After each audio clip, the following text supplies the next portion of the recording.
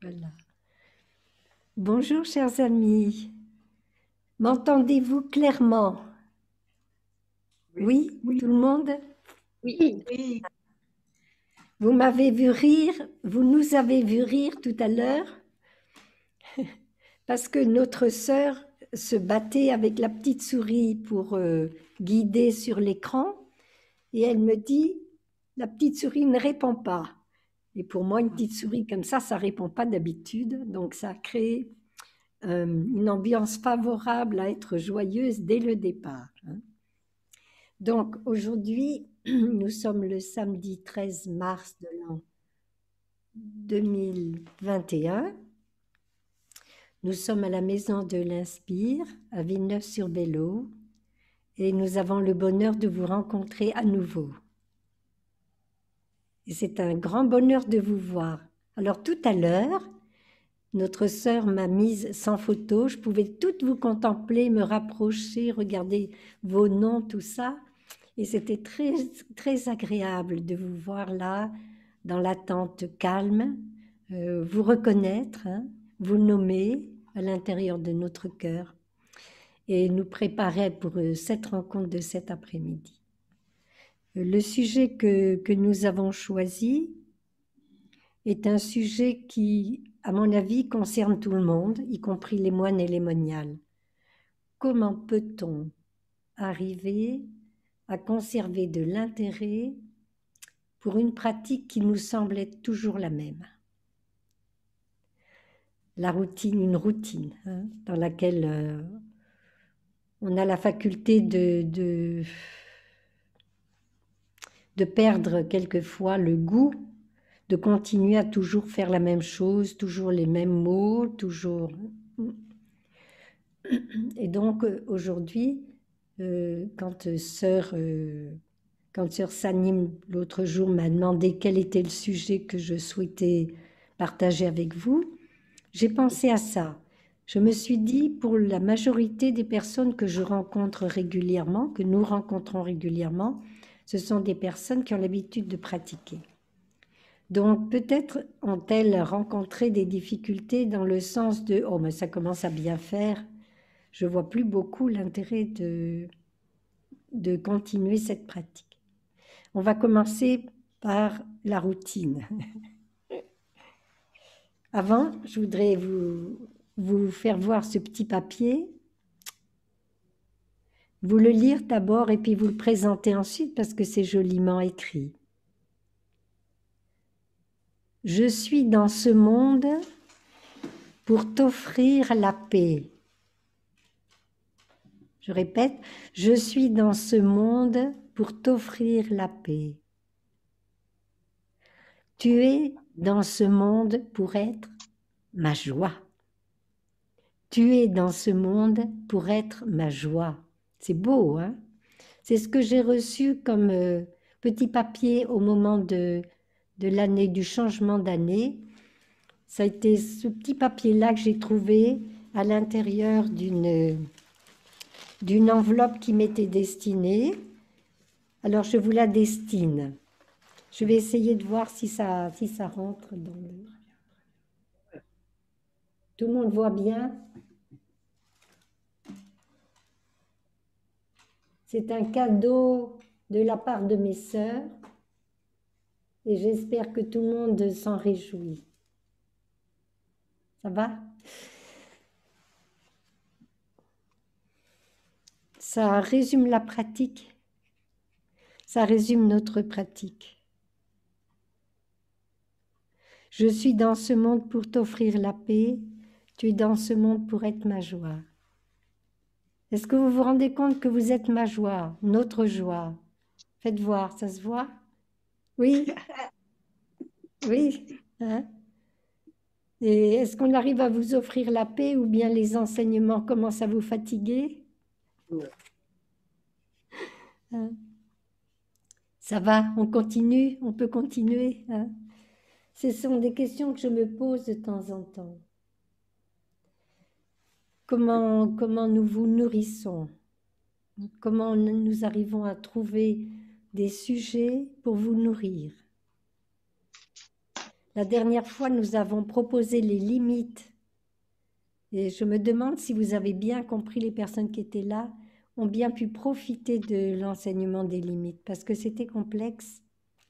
C'était assez complexe. Peut-être c'était un peu difficile pour vous d'arriver à dépasser, à comprendre ces limites successives et à oser les dépasser et s'en libérer. Hein.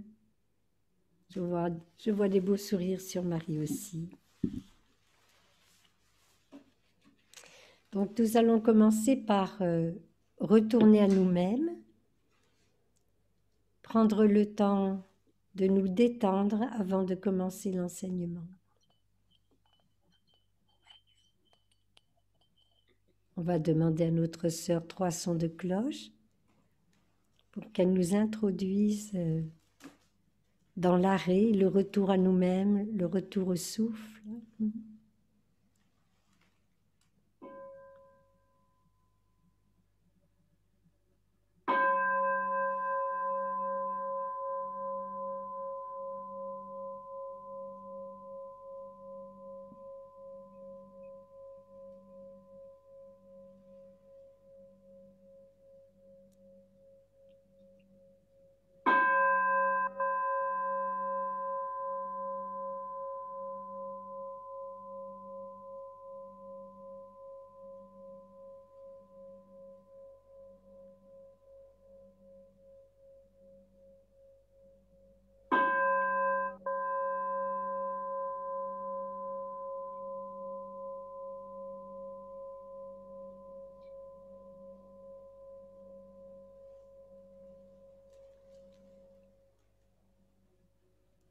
J'inspire et je sais que j'inspire. Je suis conscient, consciente de mon inspiration. J'expire et je sais que j'expire. Je suis conscient, consciente de mon expiration. J'inspire, j'expire.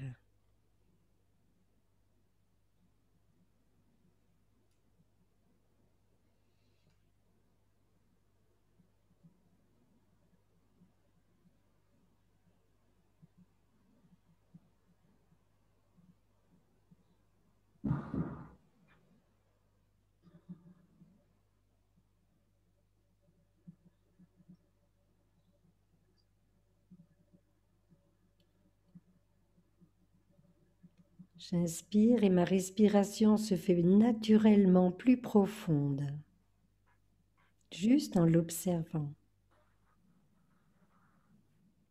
J'expire et mon expiration se fait plus douce tout le long de l'expiration. Plus profond pour l'inspiration, plus douce pour l'expiration. Juste sentir.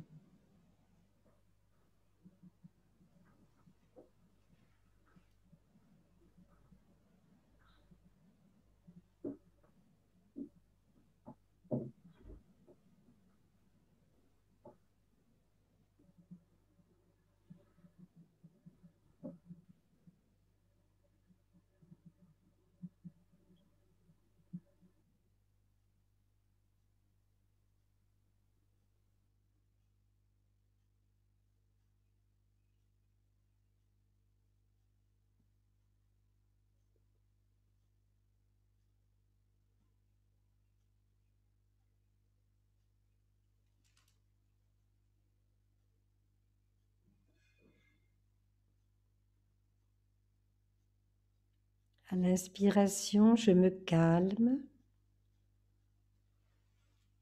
corps et esprit, je me calme. Et à l'expiration, je relâche, je détends les tensions dans mon corps. Je me calme pour l'inspire, je relâche les tensions pour l'expire.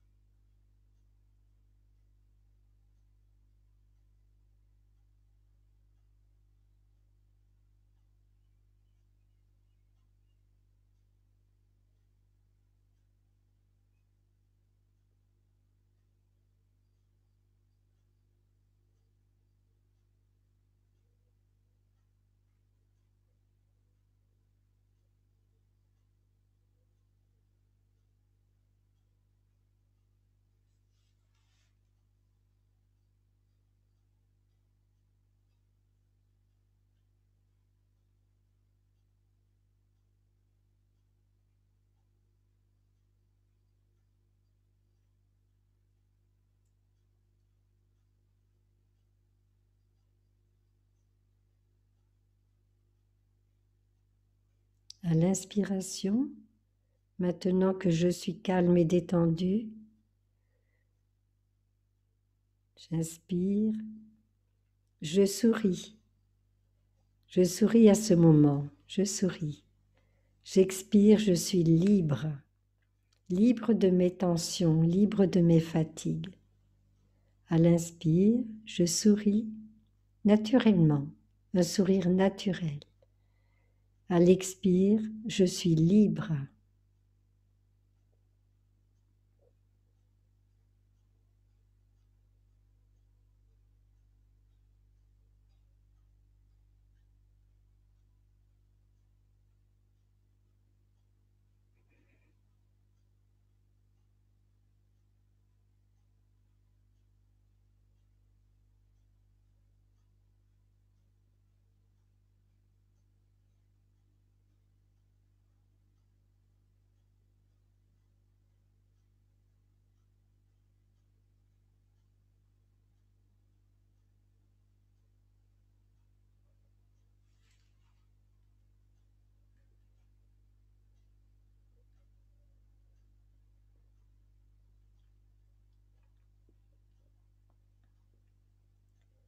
À l'inspiration, conscience du moment présent.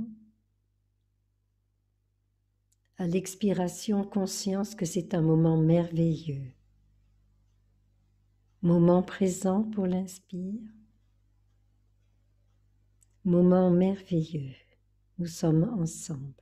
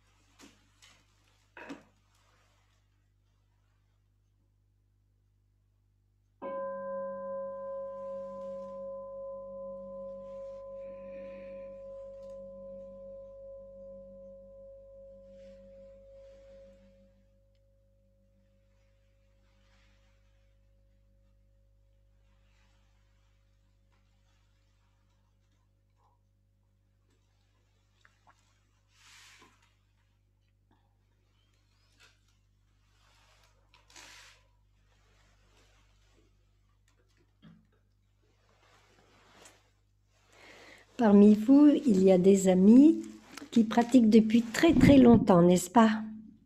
Et puis des amis qui sont plus récents, n'est-ce pas? Et c'est très bien, c'est un bel équilibre. C'est un bel équilibre. Nous avons beaucoup de chance d'être ensemble, de pouvoir vivre ensemble comme ça des moments particuliers. Je parlais tout à l'heure de la routine. La routine, elle est nécessaire. À quoi sert la pratique? Pourquoi nous pratiquons-nous? Pourquoi avons-nous choisi de pratiquer? C'est parce que à l'intérieur de cette façon de vivre, cette nouvelle façon de vivre, que Thay appelle l'art de vivre, du zen, l'art de vivre du zen, on rassemble l'esprit et le corps, on réunit le corps et l'esprit ensemble, on ramène cet esprit vagabond vers notre corps pour le réhabiter. On dit souvent que notre esprit est comme un petit singe qui saute de branche en branche, comme ça. C'est très célèbre comme vision profonde concernant la pratique. On parle de notre esprit comme un petit singe qui vagabonde. Bienvenue au petit singe qui vagabonde. Ne pas rentrer en conflit avec ce petit singe qui vagabonde. Lui ouvrir la porte, l'accueillir, l'accepter comme il est, c'est la première des règles. Ah, mon esprit galope dans tous les sens. Mon petit singe est en pleine activité, il doit y avoir des bananes quelque part bien rangées et sans doute c'est la raison pour laquelle il est si excité aujourd'hui. et nous acceptons. C'est un état transitoire, c'est un état passager, c'est l'impermanence au niveau de la pensée. Le mot impermanence vous parle, n'est-ce pas? Tout le monde connaît l'impermanence, hein, enseignée par Thaï. Les poètes français employaient le mot éphémère. J'aime beaucoup. C'est quelque chose d'éphémère. Donc, nous avons un esprit qui a la tendance à vagabonder. L'art du zen, que nous essayons de pratiquer, que nous pratiquons tous, plus ou moins facilement, par moments. Il y a des moments où ça va tout seul, vous avez remarqué? Ça court tout seul, puis des moments, oh là là, pouf, mais qu'est-ce que je fais assis sur mon coussin? C'est pas possible, quoi. Je suis pas là du tout. Ça va. Nous acceptons ça. Il faut être très gentil avec l'enfant intérieur qui est en nous. Il faut savoir l'accueillir, l'accepter, comme il est, l'embrasser, lui dire des petits mots d'amour, hein?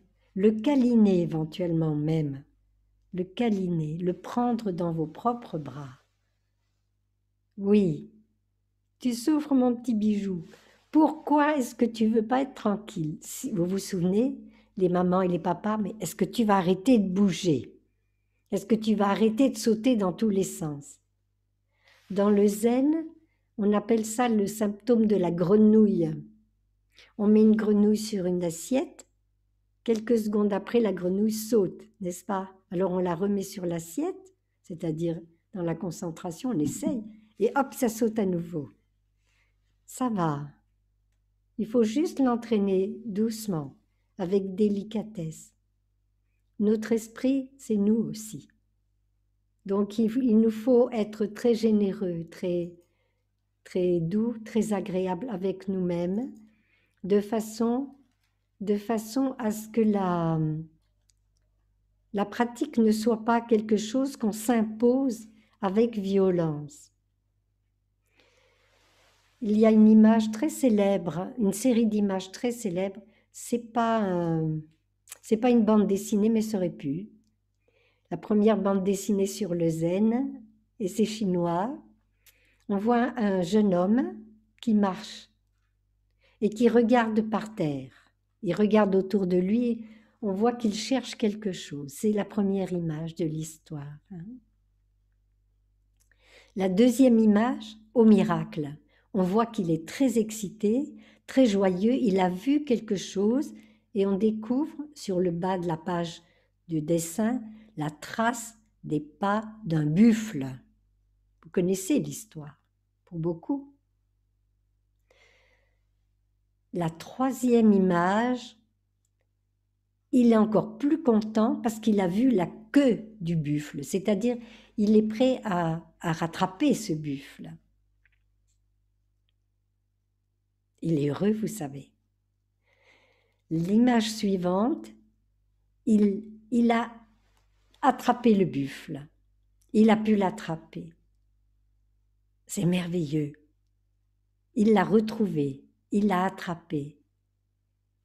Ensuite, on avance encore dans les images et on le voit grimper sur le dos du buffle. Ça, c'est un pas énorme. Il est sur le dos du buffle, ce petit jeune homme. Vous voyez, c'était la première bande dessinée chinoise du zen. Moi, je la vois bien comme ça. C'est très beau, les dessins sont très beaux. Et ensuite, on le voit toujours sur le dos du buffle. Mais que fait-il? Il n'a plus du tout le même visage, vous savez. Il joue de la flûte. Il ne se tient plus au buffle, il ne se cramponne pas. Il est assis dans la quiétude, dans la tranquillité. Et il joue de la flûte. Et la dernière image, il n'y a plus de buffle, il n'y a plus de jeune homme. On voit en général un paysage ravissant, il y a eu plusieurs versions, un paysage ravissant, vraiment très beau, comme dans les peintures chinoises, vous savez, savent faire de très beaux dessins. Il n'y a plus personne. Le corps et l'esprit sont unis. Hein. Le petit garçon qui courait après son esprit l'a rattrapé. Il en a fait un ami. Il peut vivre avec, jouer de la flûte, même si le buffle s'arrête pour manger un peu l'herbe au bord des rizières. C'est l'image, notre image. Nous cherchons à nous apaiser. Nous cherchons à travers la pratique à trouver un sens à notre vie, mais aussi à pouvoir apaiser notre esprit. Alors on l'avait perdu, cette capacité, donc le petit garçon cherche, et il est très content quand il voit un livre de taille qui commence à l'ouvrir, il a vu la trace du buffle par terre, il est très content. Puis ensuite, il voit la queue. Alors, on peut aller au village des pruniers, ou on peut aller à IAB, on peut aller à la maison de l'Inspire, en Zoom, on peut aller à la maison de l'Inspire, on peut... Et puis après, on commence à pratiquer. Hein? Alors, on pratique l'assise en silence, on s'assoit sur le buffle. Prochaine fois que vous serez sur vos coussins, hein, vous essayerez. Vous asseyez sur un buffle. Hein. Vous êtes le petit garçon ou la petite fille, vous êtes arrivé à saisir la rencontre avec votre esprit. Le corps et l'esprit font un.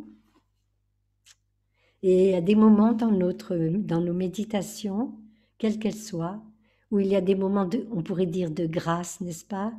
Des moments où l'esprit s'arrête, où roule tout doucement, sans heurts.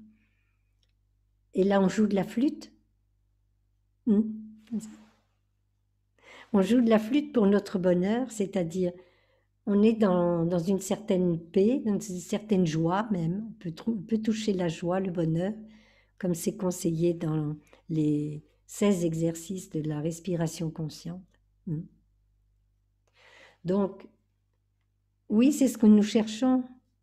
C'est probablement pour ça que nous pratiquons.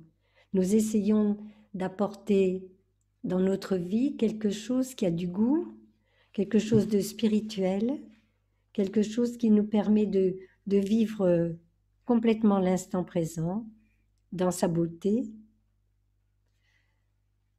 Et aussi, ce que nous souhaitons aussi dans des moments comme cela, c'est essayer de nous harmoniser avec notre environnement, nous harmoniser avec les personnes avec lesquelles nous sommes en contact, fût-ce des contacts vidéo.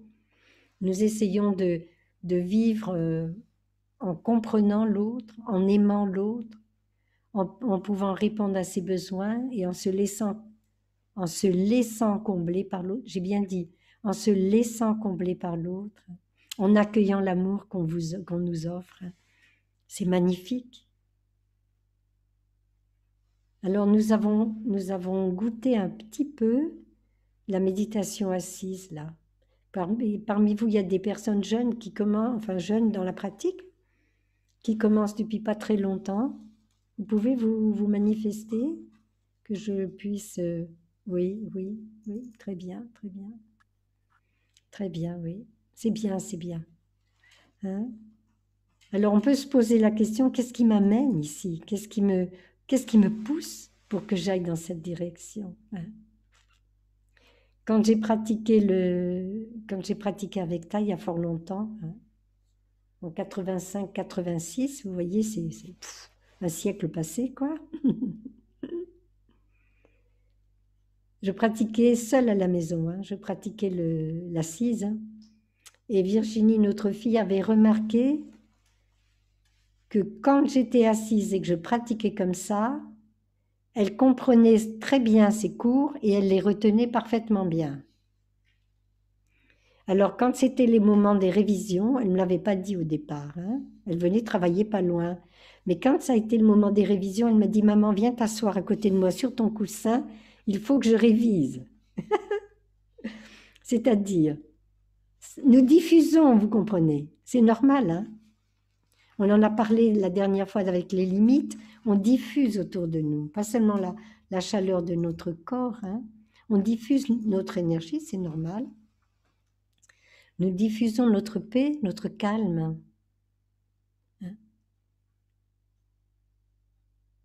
Vous vous rendez compte de ça? Quelquefois, vous êtes quelqu'un de très paisible et autour de vous, les choses peuvent s'apaiser. Hier, j'ai eu un très gentil jeune homme qui m'a téléphoné, qui s'appelle Nicolas.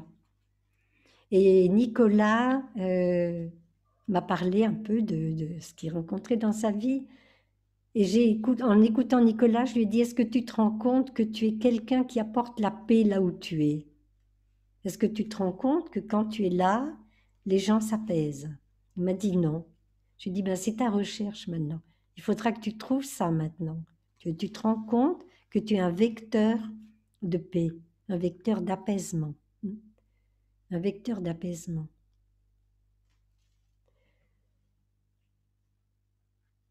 Je vous disais ça parce que c'est notre espérance, voyez.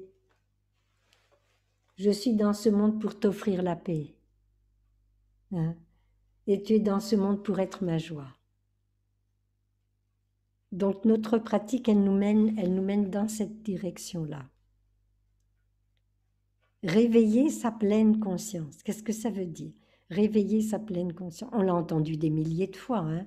Les amis les plus anciens, je suis sûre que vous devez se dire, ça y est, Sœur Yaknim, elle va répéter 1000 fois les mêmes choses qu'on a entendues de la bouche de taille, c'est pas possible. Si, c'est possible.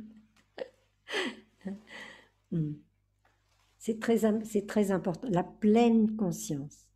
Nous sommes conscients, conscientes. Mais il y a des moments où cette conscience, elle est très légère, et des moments où cette conscience est beaucoup plus approfondie, et des moments où c'est vraiment la pleine conscience. Complètement conscient. Par exemple, je suis devant vous, je vous vois complètement, je sais que ma petite sœur chérie est à côté de moi, vous l'avez vu comme elle est mignonne, ma petite sœur chérie qui est à côté de moi, hein, vous voyez sa main maintenant, elle est à côté de moi, il y a des fleurs, il y a la photo de notre maître qui m'accompagne chaque fois que je participe à des enseignements, il vous salue.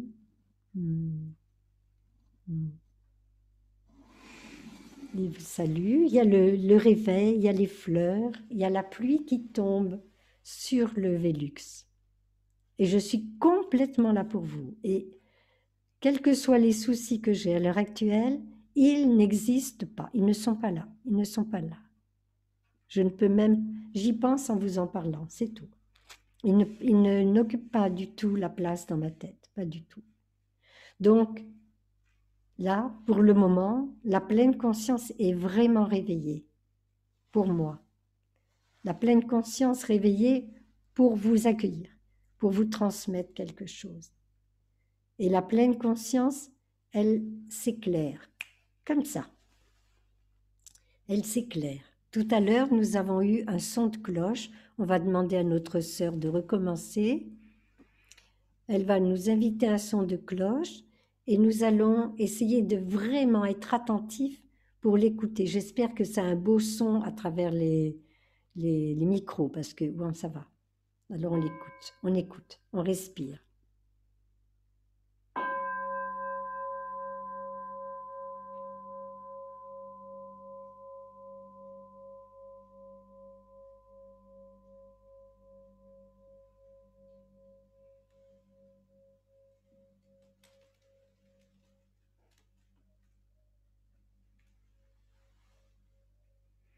Et nous ne faisons qu'écouter, c'est-à-dire le corps ne bouge pas, on ne pense plus.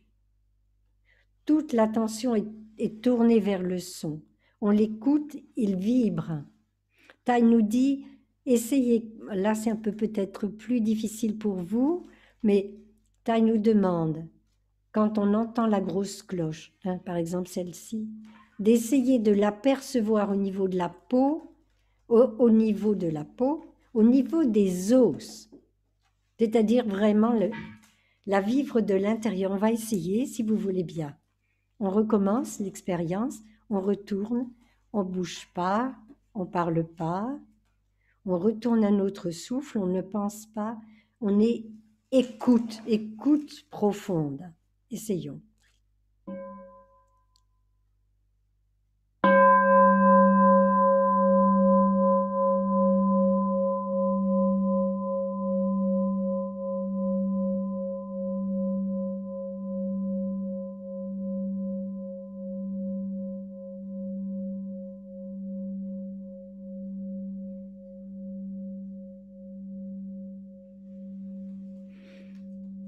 C'est aussi une manière de nous arrêter. Pour la pratique, nous avons besoin de retourner à l'arrêt régulièrement. Vraiment de mettre toute notre énergie, tout notre cœur à nous arrêter. Le téléphone sonne, on s'arrête. J'ai vu ce matin, c'était le son du téléphone n'était pas comme un son de téléphone, et j'ai vu que mon corps continue à bouger.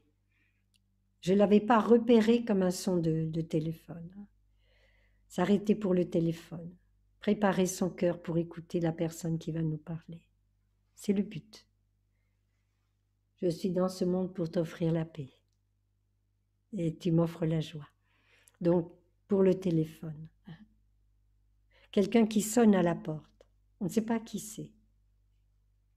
Nous nous arrêtons, nous respirons et nous laissons tomber notre énergie dans laquelle nous étions. Supposez que nous étions en train de parler avec des amis et qu'on était dans une certaine excitation ou une certaine colère. On arrête tout ça et on respire. Et on va doucement vers la porte pour l'ouvrir. C'est renouveler sa pratique. C'est renouveler, on oublie ça. Quand on prend le téléphone pour téléphoner, on sait à qui on va s'adresser.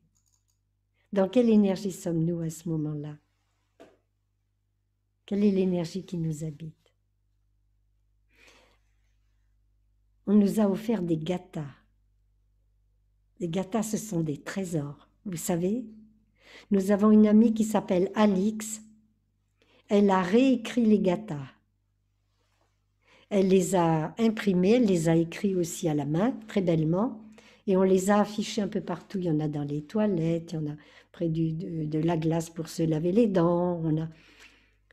Vous pouvez très bien réécrire les gâtas, de façon à ce que vous puissiez, si vous vous nourrissez avec les gâtas, est-ce qu'il y a parmi vous des personnes qui s'en servent? Oui, oui, oui. Alors les gâtas, c'est un trésor. C'est vraiment un trésor. Et c'est un, comment dire, quand je vous dis, est-ce qu'il y a des personnes qui, c'est pas pour vous comparer avec les autres, vous faites aucun souci, ok? Vous avez le droit de pas aimer les gâtas ou pas savoir ce que c'est, ça va, on a le droit. Mais ça aide énormément, ça aide énormément. Je mets mon moteur en route le matin avec le gâta du matin quand je me réveille. Parmi vous, beaucoup de personnes le connaissent. Et Sœur Chancon me l'a transmis, et quand je le chante, c'est pas ma voix que j'entends, c'est Sœur Chancon qui chante dans mon cœur cette chanson.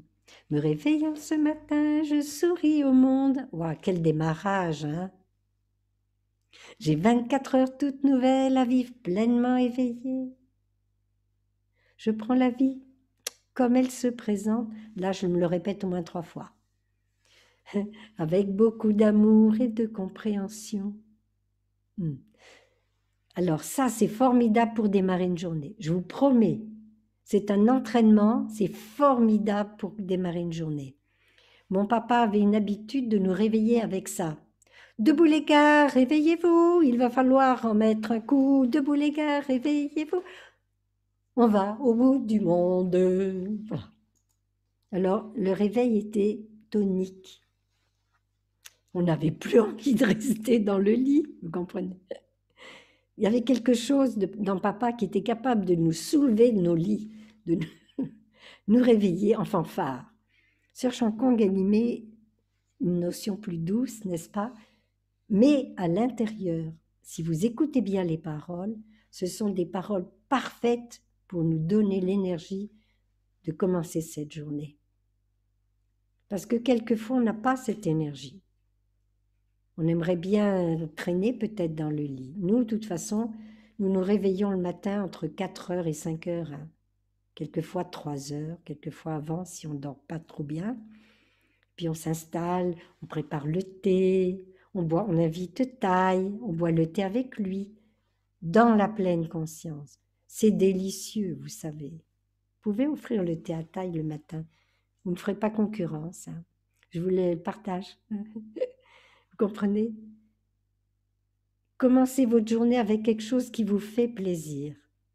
Si vous entriez sur la pointe des pieds le matin dans la maison des sœurs, les frères, je ne sais pas, je n'ai pas exploré. Vous verriez les petites sœurs assises, même les grandes, mais petites sœurs assises, avec leurs bougies éclairées. Une bougie, un verre avec une petite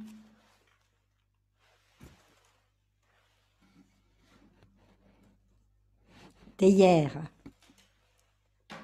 dans laquelle on met le thé et on verse de l'eau chaude et on se prépare un thé et on le boit et c'est délicieux, dans le plus grand silence.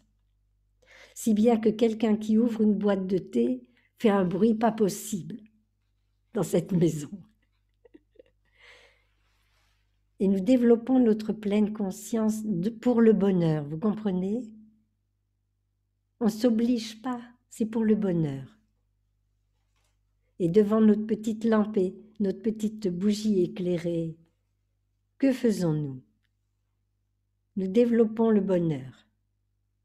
Nous développons le calme, la paix, la tranquillité. Nous développons le silence, noble. Le noble silence. C'est précieux, vous savez. Il existe chez nous ce noble silence. Ce sont des pratiques que vous pouvez pratiquer chez vous. À partir de 21h30 jusqu'à 8h40, 45, après la vaisselle du petit déjeuner. Le noble silence. À 5h30, la cloche sonne. On dit que c'est la cloche du réveil, mais tout le monde est déjà déréveillé depuis longtemps, souvent. Et là, nous nous recueillons. Nous entendons cet appel à la spiritualité, cet appel à « lève-toi mon enfant, quitte ton lit » pour ceux qui ont été fatigués et qui veulent rester longtemps. Lève-toi, lâche ton lit, viens t'asseoir. Viens t'asseoir sur ton coussin ou sur une chaise si vous voulez pour vous. Viens t'asseoir. Viens boire ton thé tranquille ou viens contempler la petite fleur à la lumière de ta bougie. Viens écrire un poème. Tout ça, c'est la pleine conscience. Tout ça, c'est la beauté. Tout ça, c'est le zen. Et on écrit des poèmes. Alors, nous ne sommes pas ronsards, hein. Enfin, il y en a peut-être qui sont des ronsards, hein. Après tout, je ne sais pas, hein. Je ne lis pas du tout le vietnamien. Mais Ronsard, il avait des tendances un petit peu coquines, alors j'espère pas trop chez mes sœurs. Donc, nous pratiquons ça, nous pratiquons ça. Nous pratiquons le matin très tôt, hein. Nous pratiquons le bonheur de lire un passage d'un livre qu'on aime. C'est ainsi, vous vous rendez compte, nous sommes 10 sœurs.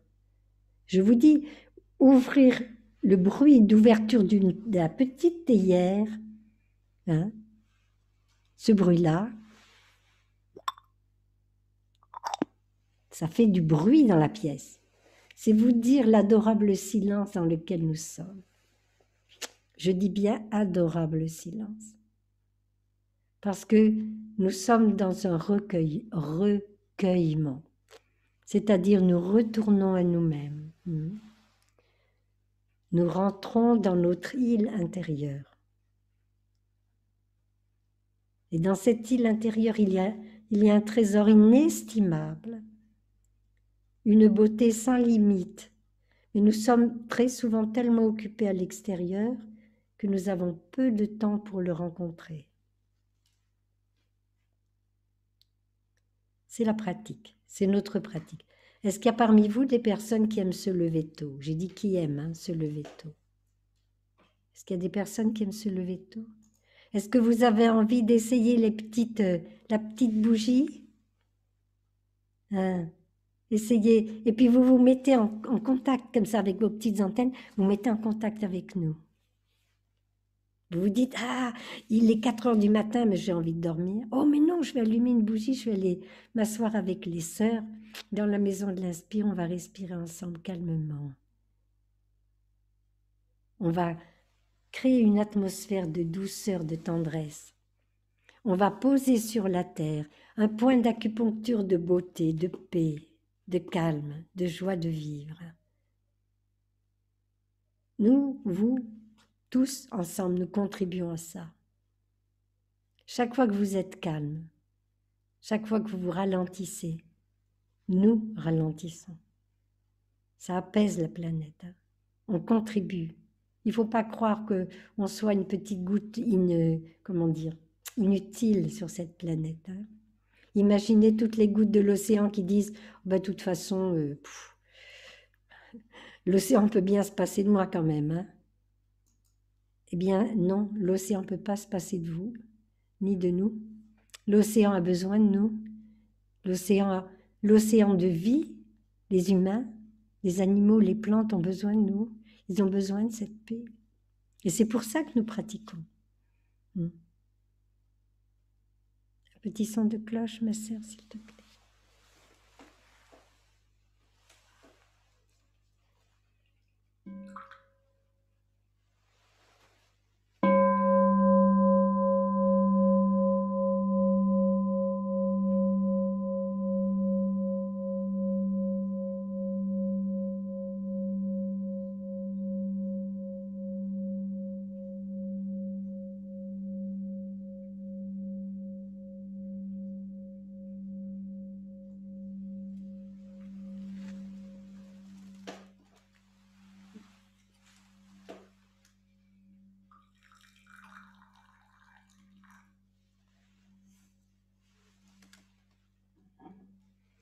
Nous apprenons l'art de nous réjouir de chaque instant.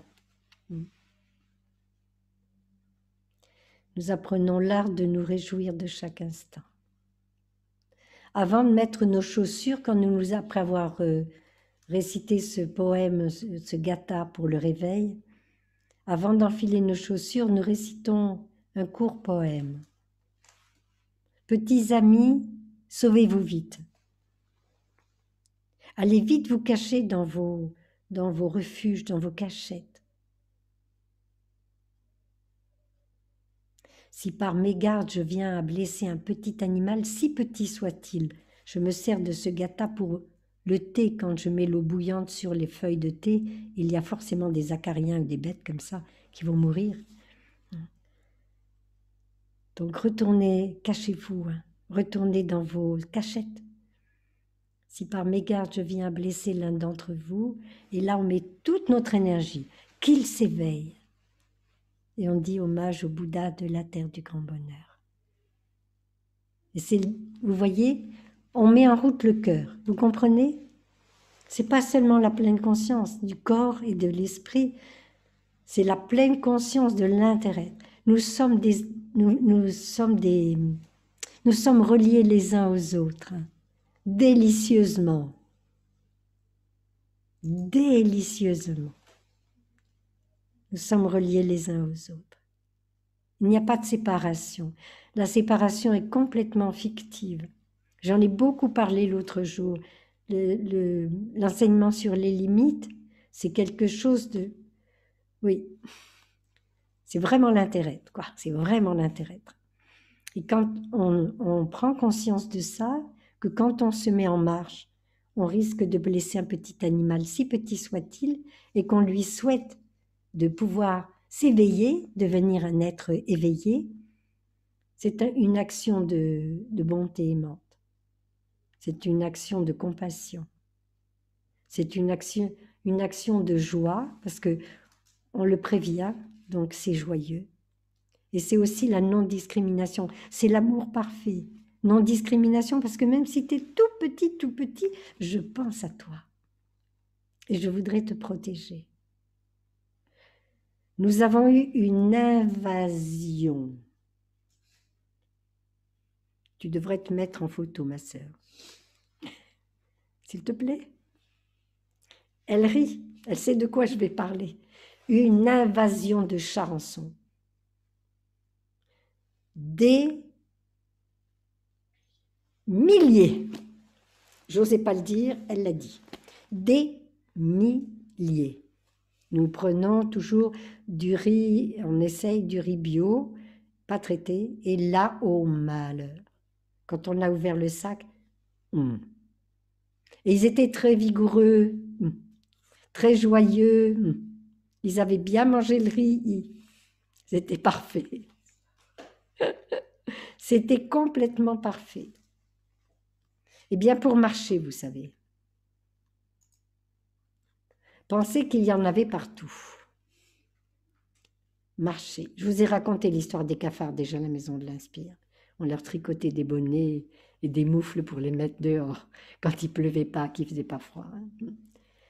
Bon, là, les sœurs ont fini par mettre le riz dehors avec le reste des charançons, mais je vous assure, des milliers. Eh bien, pour moi, c'était un vrai problème. C'était un vrai problème. Ce sont des êtres vivants. Alors, bien sûr, je ne passais pas mon temps à regarder où je posais les pieds s'il n'y en avait pas, parce qu'ils se cachaient aussi dans les... Ils étaient si petits qu'on ne pouvait pas bien les voir. Mais c'est ça, se mettre en route le matin en pensant qu'il y a des tout petits êtres minuscules qui vont être forcément dérangés dans leur vie, blessés, dans leur vie, rien que du fait que nous nous déplaçons, que nous marchons. Alors le zen, c'est fait pour ouvrir le cœur. C'est fait pour que notre vision du monde cesse d'être limitée à nous-mêmes, limitée à nos petits bien-aimés, notre bien-aimé, limitée à nos parents, tout ce qui est génétique, tout ce qui est autour, les amis qu'on aime bien, et puis le reste du monde, ben, c'est pas trop, quoi.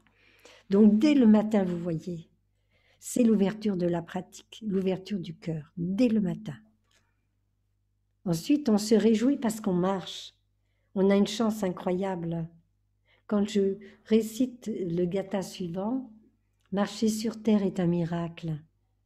Je fais le vœu de vivre d'une manière éveillée, posant sur le monde un regard plein d'amour et de compréhension. Vous voyez, on ne lâche pas l'amour. Et c'est cet esprit dans lequel on se coucoune, hein, dans lequel on s'habille avec cet amour, on s'habille de cet amour, pour que tout doucement ça pénètre profondément nos cellules, ça les transforme dans notre vision du monde et que ça puisse ensuite s'écouler comme une petite rivière, comme une petite source, vers les autres, vers tout ce qui nous entoure.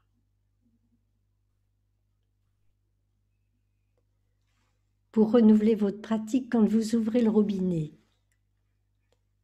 bien sûr, il y a le gatha. Vous connaissez ce gatha. Hein? Je ne parle pas trop vite, ça va? Parce que je vois que notre ami Michael est en train de prendre des notes et je ne voudrais pas aller trop doucement, ça va? Ou trop vite.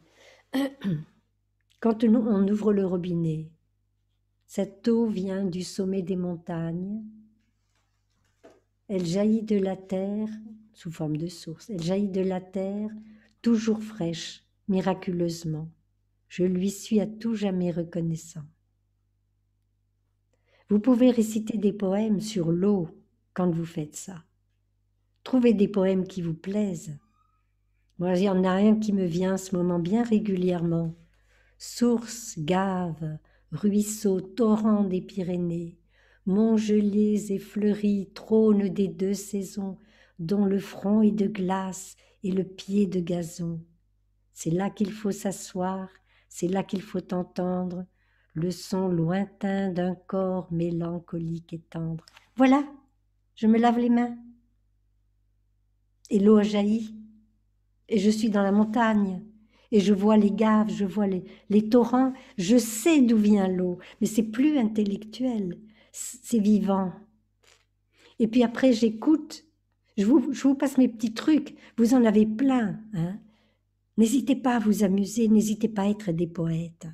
Le zen, c'est la poésie, c'est la musique, c'est le dessin, c'est la peinture, c'est la danse, etc. Donc, mes mains sont mouillées. En ce moment, j'aime pas trop les avoir mouillées. J'ai froid aux mains, facilement froid aux mains. Peut-être à cause de mes petites misères, là, de rajeunissement excessif. Et donc, je sèche mes mains. Hein, et j'écoute la joie irrésistible de la serviette de toilette en coton. Oui, hein. Elle dit, mais je t'avais perdu, je croyais t'avoir perdu, mon ami Lo, mais c'est pas possible. Mais tu étais où? Je croyais que c'était fini, qu'on se verrait plus. Et Lo qui lui répond, mais tu plaisantes, je suis toujours là, je suis même en toi. Regarde, je t'ai arrosé quand tu étais coton dans les champs. Donc je suis en toi, essaye de t'en souvenir. Et ils s'embrassent tous les deux, là. Ils se font des câlins. Mes mains se sèchent, l'eau part à l'intérieur du coton et le coton se régale. Et c'est non venir, non partir, ni naissance, ni mort. Vous voyez? Les grandes choses comme ça, enseignées par Taille, sous la main, à l'instant même. Ça va, je vous choque pas trop? Vous ouvrez le robinet et vous essayez de ne pas l'ouvrir avec votre tête, vous servez que de vos mains. Je veux dire, n'y mettez pas votre intellect parce que sinon c'est loupé. Vous ouvrez le robinet. Et puis vous voyez apparaître l'eau. Alors là, s'il vous plaît, ayez au moins 2 ans. Entre 1 an et 2 ans. Et vous regardez l'eau qui coule. Pas trop longtemps parce qu'il paraît qu'on dépense trop d'eau sur la planète. Hein. Alors faites-la couler sur vos mains comme les petits. Regardez-la, elle coule. Elle est vivante. Est-ce que c'est vrai? Elle est vivante. Elle jaillit, elle fait du bruit, elle parle, elle mouille, elle rentre en contact avec nous, profondément. Donc vous vivez la joie de voir cette eau vivante sur vos mains. Hein. Vous y mettez tout votre cœur, quoi. Et puis il y a un moment, on est obligé. Hein. On éteint le robinet. Et puis vous regardez et vous lui posez la question. Tu es partie, ma petite eau? Est-ce que tu es morte? Es-tu morte? Madame l'eau, tu as joué avec mes mains. J'ai joué avec toi. Tu étais très vivante. Je te vois plus. Es-tu morte? Si on écoute bien, hein, pas avec la tête. Si on écoute bien, elle va vous dire quelque chose. Elle va vous dire quoi? Mais je suis là. Ma petite amour, je suis là. Coucou, je suis là. Je suis dans l'air que tu respires.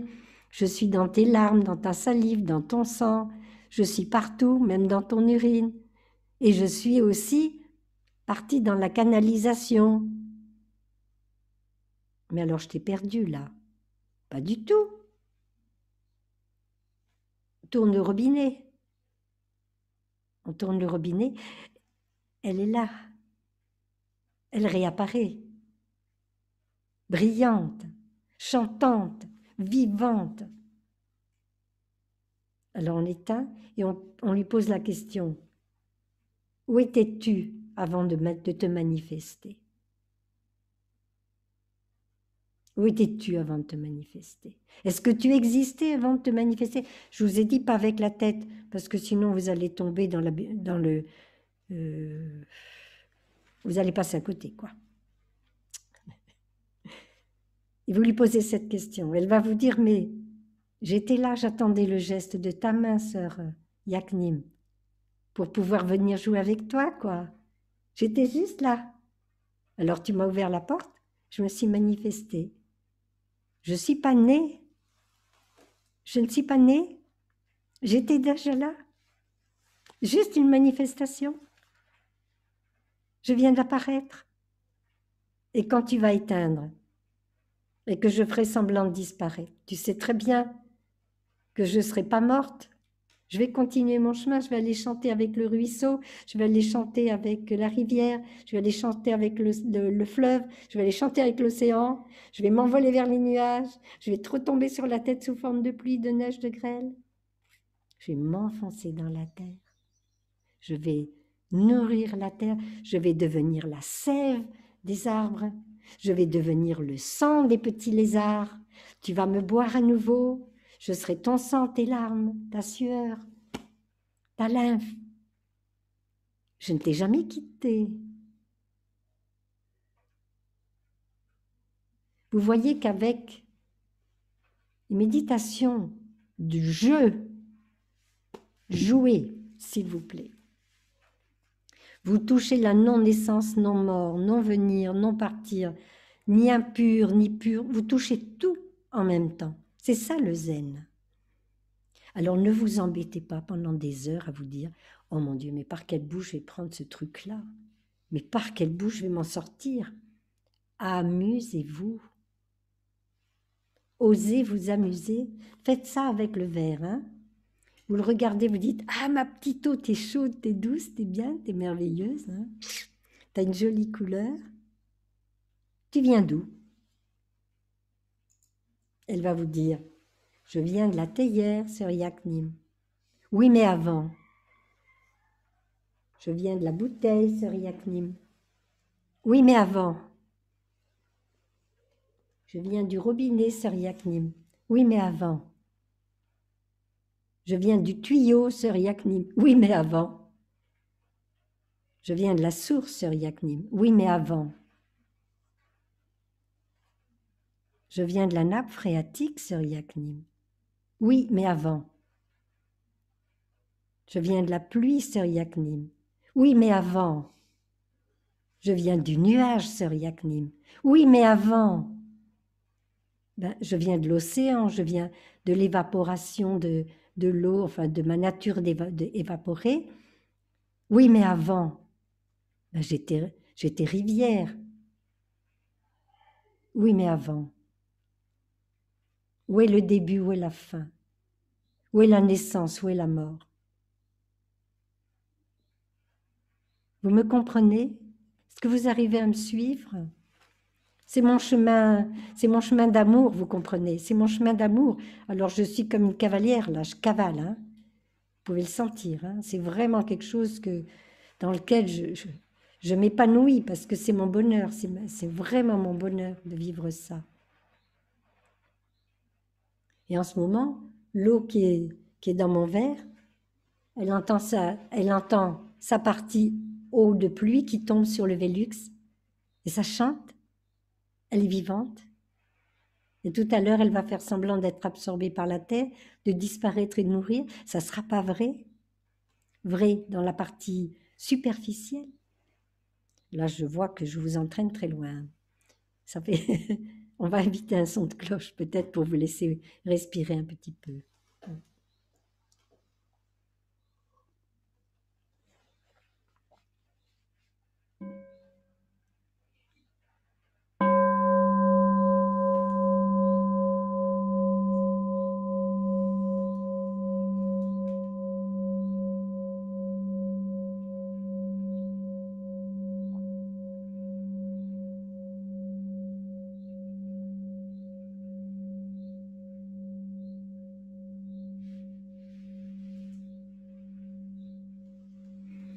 Il y a une pratique que je développe. Je ne pratique pas toujours la même chose. Hein. Je ne pratique pas tout le temps la même chose. Il y a de la créativité qui vient. Hein.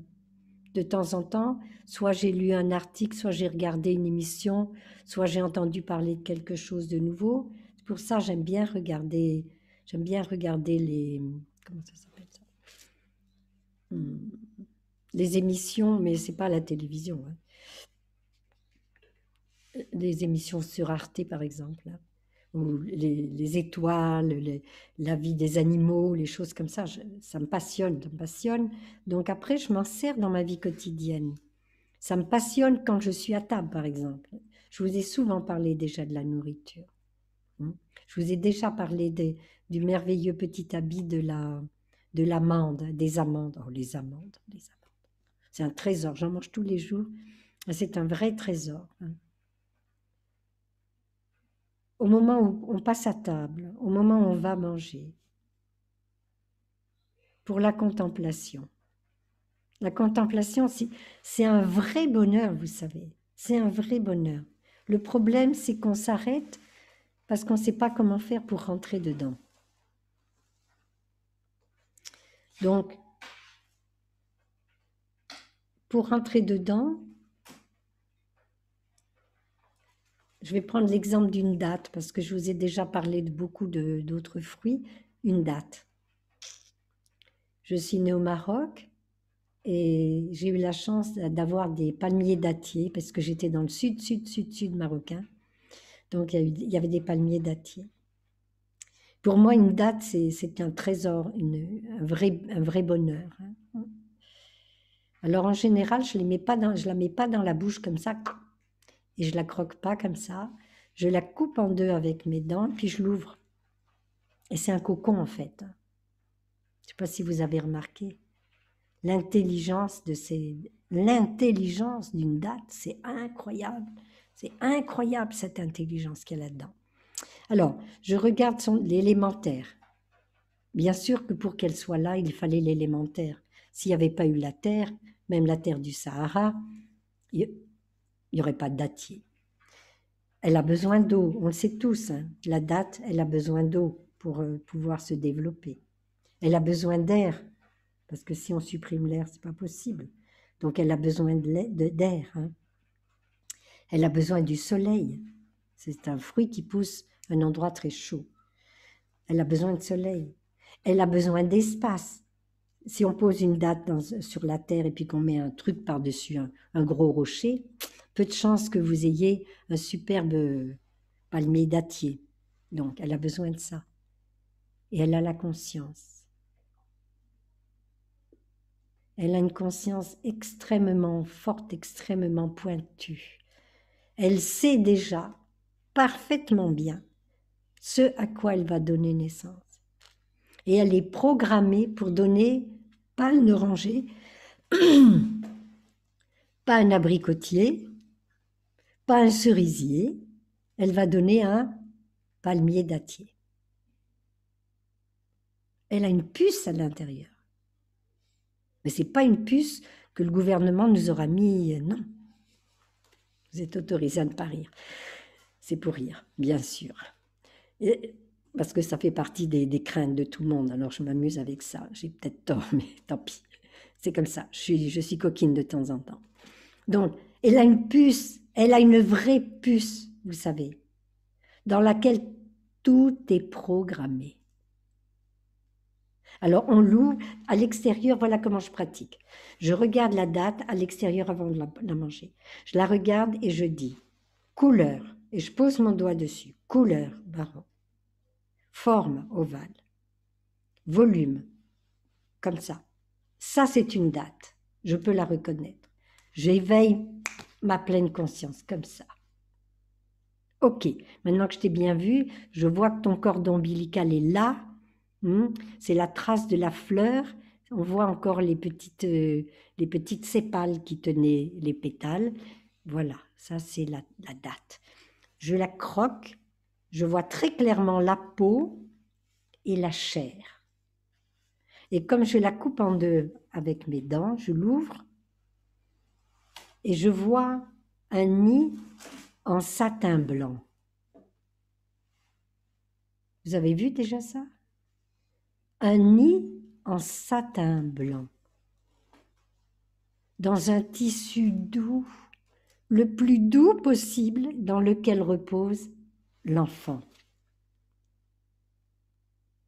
Alors ils sont très intelligents parce qu'ils ont fait leur enfant à l'image d'une pierre. Une petite pierre qui a un petit O sur le dos, un petit zéro sur le dos. c'est le bébé.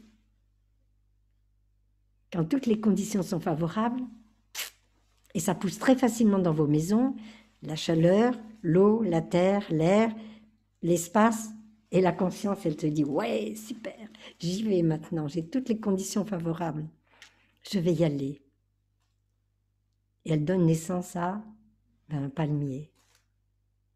Une petite feuille qui pousse comme ça, toute pointue, qui sort de terre, et puis des racines. Elle est programmée. Mais qui l'a programmée?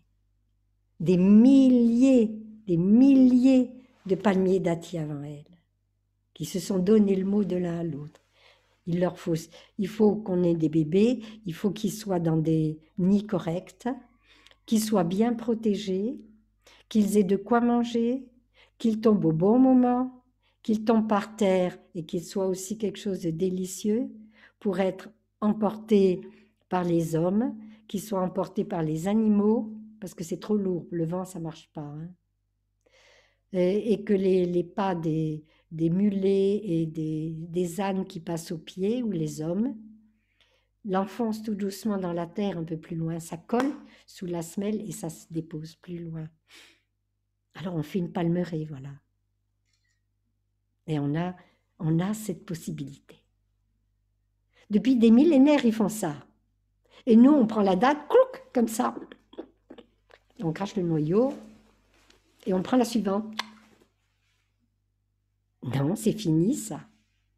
C'est fini avec la pleine conscience, c'est terminé. Avec la pleine conscience, tout est possible. Tout est possible, c'est-à-dire rencontrer l'amour dans une date.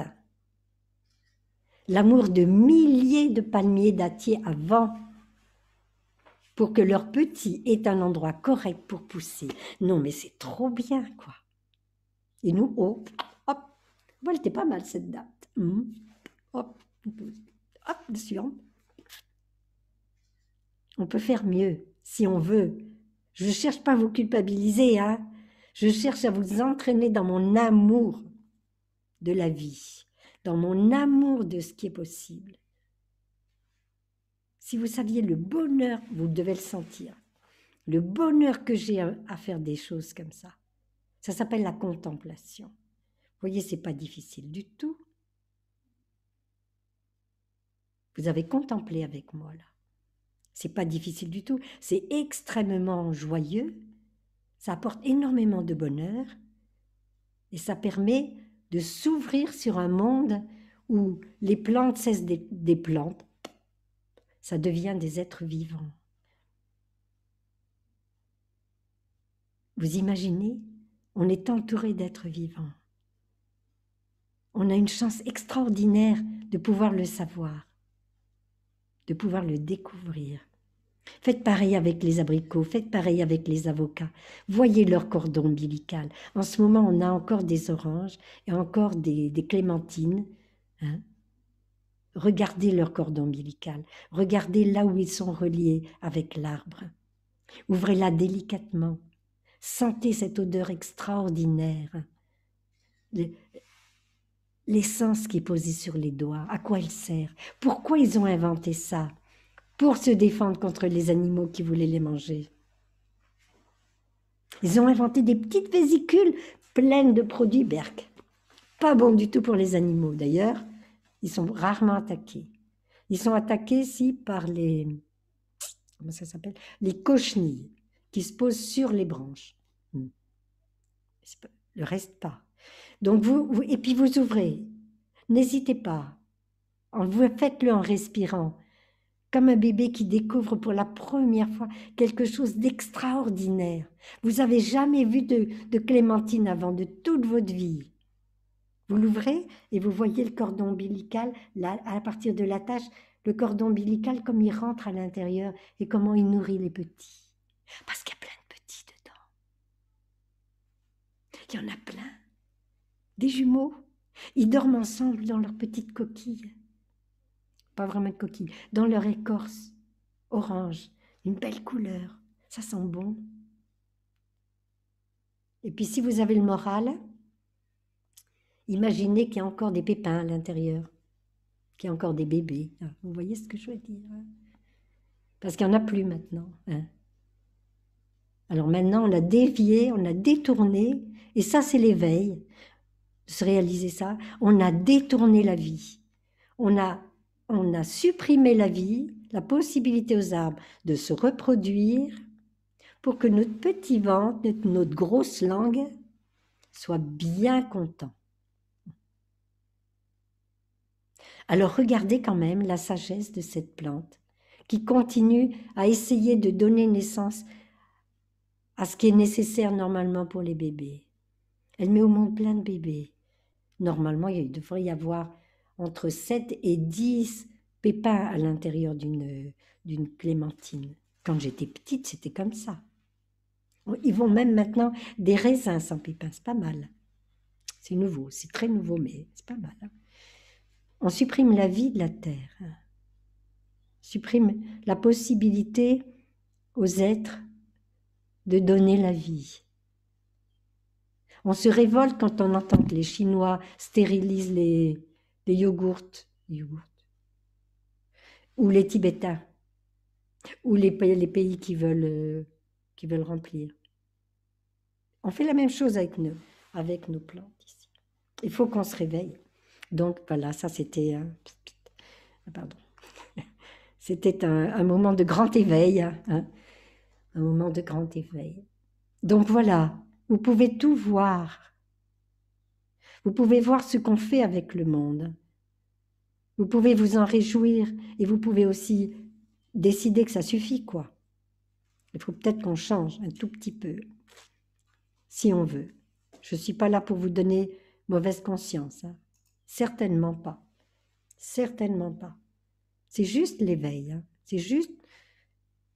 Oui, j'ai remarqué ça. Et alors, le cordon ombilical, il rentre à l'intérieur, il se répand. Et puis, si vous regardez sur l'enveloppe, c'est plein de vaisseaux. Des petits vaisseaux qui nourrissaient chaque tranche pour nourrir le bébé qui était dedans, lui apporter la substance nécessaire pour que l'enfant puisse naître, se développer. Et l'intelligence aussi de séparer en tranches, de façon à ce que si une était attaquée par un microbe quelconque, ça ne se répande pas dans l'orange complète. Vous voyez? Alors ça s'appelle la contemplation. Et quand vous avez pratiqué ça avec moi, qu'est-ce que vous avez fait? La pleine conscience était là. Je peux vous dire que j'ai vu vos visages. C'était des visages de pleine conscience. La concentration était là. J'ai pu voir, vous étiez concentrés, vous m'écoutiez pour de vrai. J'ai beaucoup de chance. Et l'éveil était là. La vision profonde était là. Vous vous rendez compte? D'un seul coup, toutes les choses à la fois, ça c'est renouveler la pratique. Alors, vous pouvez vous exercer. Mettez dans la pratique, mettez votre invention. Là, je vous ai donné une direction, mais cherchez. Peut-être vous allez trouver des choses extraordinaires que j'aurais jamais vues et vous me les envoyez. Vous m'écrivez un email. Sœur Yaknim, j'ai trouvé quelque chose d'extraordinaire. Peut-être tu n'as pas trouvé encore. Bouge pas, je te passe mon tuyau. Que tu puisses regarder, que tu puisses être joyeuse, que tu puisses renouveler ta pratique. Hein? Que tu puisses renouveler ta pratique, Sœur Yaknim. On en a tous besoin. Surtout quand on pratique depuis longtemps. Hein?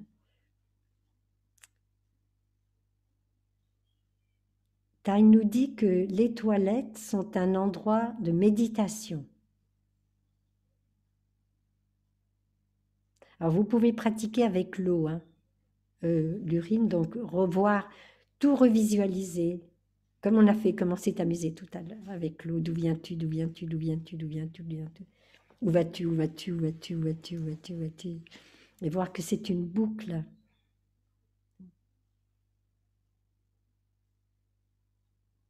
En urinant dans la pleine conscience. Comment c'est déjà? Je le récite tout le temps pratiquement, j'essaye. Je vais essayer de le retrouver. Parce que je suis branchée sur autre chose là. en urinant dans la dimension ultime. Attends, j'y arrive pas.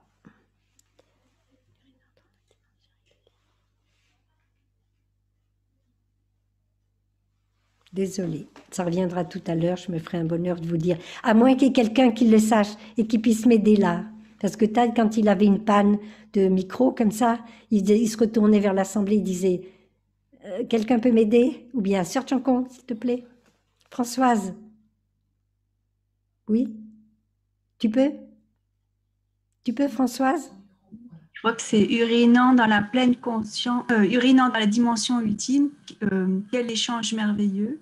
C'est Oui, uriner c'est dans la ça. dimension C'est ultime. ça, c'est ça. Quel échange merveilleux. Il n'y a ni trop peu, ni trop. Il Il n'y n'y a a ni ni trop, ni trop, ni trop, ni trop peu. C'est ça. euh, je ne sais Je crois plus que c'est, après. je crois que c'est tout. Je Mm. crois que c'est tout. Il n'y a ni trop, ni trop peu. Et méditez sur qu'est-ce que ça veut dire ni trop, ni trop peu dans la dimension ultime, en urinant. Qu'est-ce que ça veut dire ni trop, ni trop peu? Ça veut dire que l'eau, elle ne disparaît pas. Elle est toujours là. J'ai, à côté de Noisy-le-Grand, il y avait une exposition et cette exposition parlait de l'eau et il y avait marqué en gros. C'était marqué en gros, c'était si vous avez 60 ans, vous avez déjà bu 3 fois l'eau du pipi d'un dinosaure. Ça s'était évaporé, mais c'était recyclé des milliers de fois. Et c'est ça qu'il faut arriver à comprendre, tout doucement, qu'on ne perd rien. Rien ne se perd, rien ne se crée, tout se transforme. Et là, vous touchez encore la dimension ultime. Hein. Dans la dimension historique, il y a le début, il y a la fin. Il y a la naissance, il y a la mort. Il y a le venir, il y a le partir. Mais dans la dimension ultime, ça tourne. C'est sans cesse en transformation. Donc, il n'y a pas de perte. Et pour les matières fécales, il n'y a ni pur ni impur, ni croissant ni décroissant. Vous vous rappelez de ça? Est-ce que vous avez été tenté de méditer là-dessus? C'est-à-dire, qu'est-ce qu'il veut dire? Pourquoi Taille nous bloque là avec ces mots-là? Taille, eh bien, ça date de bien plus loin. Hein? Est-ce pur ou est-ce impur? Est-ce que c'est pur ce qui me quitte? Avec le souffle, avec la présence. Si je suis dans le monde de la dimension historique et que je suis un être humain, je vais dire c'est impur. C'est sûr. Je vais être tentée. Mais si je suis un bousier ou une très grosse mouche verte, là, vous savez, les belles mouches vertes qui adorent ça, est-ce que pour elles, c'est impur? Pour eux, c'est impur. Bien sûr que non. C'est leur matière de vie, c'est leur nourriture. C'est pas du tout impur.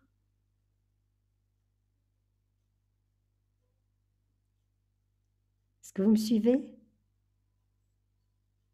C'est difficile? C'est à regarder. Ne cherchez pas à l'instant à vous éveiller là-dessus, mais développez-le chaque fois que vous allez aux toilettes. On y va souvent aux toilettes. Alors cherchez, découvrez ces deux dimensions qui sont tout le temps là, croissant et décroissant. C'est vrai, ça peut donner cette impression dans le monde historique, il y a bien une croissance et une décroissance.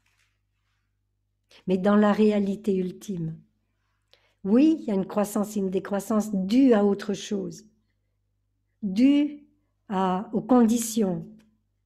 L'intestin est plein, il évacue, c'est croissant. Il cesse d'être plein, il s'arrête, c'est décroissant. Voilà, c'est tout. Mais cherchez, ne vous arrêtez pas à ce que je dis. Faites de votre vie quelque chose de passionnant. Devenez des chercheurs spirituels. Lancez-vous dans l'aventure, sans se décourager. Je vais m'arrêter là. Je pourrais vous parler de la pratique. Je n'ai pas tout touché, hein, loin de là. Mais j'ai ouvert des portes Est-ce que j'ai ouvert assez de portes pour vous? Ça va? Les nouvelles, les toutes jeunes là, oui. Hmm. Les personnes qui sont nouvelles, ça va, vous? C'est pas une overdose, hein? Vous supportez? Oui. Vous n'êtes pas en train de lever un drapeau blanc, il n'y a pas de drapeau blanc levé nulle part. Vous êtes autorisé à m'envoyer comme la dernière fois. Oh mon Dieu, je suis sortie de la séance, j'étais... Non mais ça n'allait plus du tout. Alors elle m'a téléphoné, on s'est écouté, et puis on a ri toutes les deux, puis c'était fini parce qu'il y a des choses qui n'étaient pas comprises. Vous faites ça, hein? Vous ne laissez pas passer un truc que vous n'avez pas compris. Ou... Non mais ça va pas du tout, mais où elle va, sœur Yaknim? Elle est partie sur une fusée. Est-ce que vous avez des questions? Avez-vous des questions? Y a-t-il quelqu'un qui a une question par rapport à cette capacité d'ouvrir toutes les portes pour aller regarder le miracle qui est dedans? Taï m'a dit, il faut que vous écriviez un livre et ça s'appellera Le paradis est ici et maintenant ou jamais. Ah, oh mon Dieu! Qu'est-ce que vous dites, Taï? Mais quand je vous parle, je vois que je suis au paradis. Et je vois que mon paradis, il est ici et maintenant ou jamais. Je vois bien. Je vois bien que j'ai accumulé beaucoup de trésors que Taï m'a mis dans mes poches. Et il m'a dit, on ne garde rien dans les poches, on donne tout. Alors, y a-t-il une question? Y a-t-il parmi vous quelqu'un qui veut poser une question? Oui, pas vous garder plus. Je ne vais pas vous garder plus longtemps. Ça va, vous avez survécu? C'était pas trop difficile? Vous avez pris l'avion, vous êtes allé vous promener, vous êtes descendu au fin fond. Alors n'oubliez pas, pleine conscience, concentration, sagesse, vision profonde. À disposition 24 heures sur 24 dès qu'on en a envie. Et c'est facile, vous avez vu, je vous ai pris par la main pour vous emmener dans des découvertes extraordinaires, qui sont des réalités. Je ne vous ai pas emmené dans des choses qui n'existent pas, mais que dans des réalités. Ok? Alors, quand vous aurez découvert des choses superbes, hein, vous nous les faites parvenir, s'il vous plaît, pour qu'on trouve de la nourriture pour vous aussi, parce qu'on pourra vous le raconter après. Hein?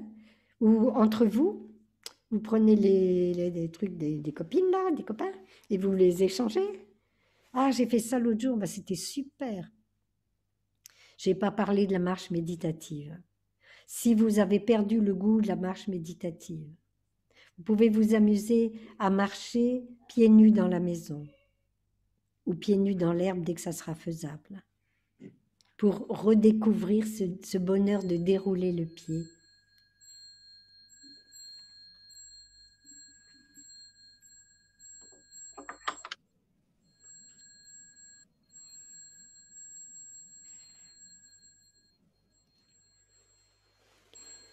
C'est l'appel pour les esprits affamés. Il y a une cérémonie pour les esprits affamés. En ce moment, il y a une toute petite cloche.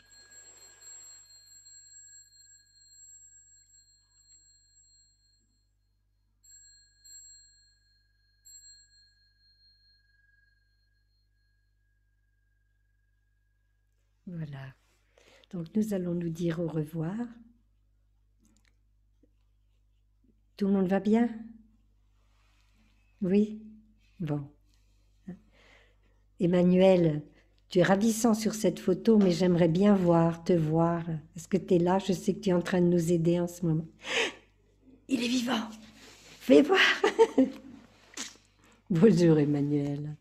Il y a longtemps que je ne t'ai pas vu. Je me fais du bonheur de te voir. Bon, je ne serai pas là pour la prochaine retraite. Ça sera sœur Dinim qui va s'occuper de vous. Parce que dans ma famille, à l'heure actuelle, j'ai des soucis. Quelqu'un que j'aime beaucoup, beaucoup, beaucoup est en train de tout doucement partir en phase terminale. Mes petits sont très touchés, c'est leur papa, mon ancien mari. J'ai ma maman qui a 88 ans, bientôt 89, qui vit toute seule, 99, et qui pleure beaucoup le matin. Je vais aller m'occuper de ma famille. Donc, je vous demande votre soutien, c'est-à-dire de temps en temps, quand vous vous sentez heureux, vous envoyez de l'énergie, de façon à nous soutenir. Les sœurs vont tenir la maison de l'Inspire sans problème, je ne me fais aucun souci. Dès que ça ira mieux, dès que ça sera possible, je reviendrai. Donc, si vous ne me voyez pas, je ne suis pas malade, je me porte bien. Je vais là-bas, de votre part, apporter la paix, le calme, la joie de vivre, même dans des moments très difficiles. On peut trouver des moments de joie en se rappelant les beaux moments ensemble et les choses comme ça. Donc, ça n'est pas un abandon, mais je ne serai pas là la prochaine retraite, je ne serai pas là pour la retraite francophone, je ne suis pas là pour la retraite monastique et je n'ai pas mis de limite. Donc, ne soyez pas inquiets, hein. Je vais m'occuper de ma famille. Chacun son tour, hein. Je vais essayer de les entraîner dans ce dans quoi je vous ai entraîné pour apporter du bonheur là-bas. Ils vont se dire, ça y est, maman est tombée sur la tête. C'est pour ça qu'elle n'a plus de cheveux. Donc on va voir. On va voir. On va leur apporter du bonheur, hein. On va essayer. Je vais demander à notre sœur d'inviter les 3 sons de cloche pour finir. De toute façon, vous entendez le chant. On ne peut pas continuer plus longtemps. Si tu veux bien rester, Naomi, parce que j'ai quelque chose hein, elle va m'appeler, c'est d'accord. Alors, entendu. À tout bientôt, mes amis. N'oubliez pas que nous vous aimons de tout notre cœur, hein. Merci.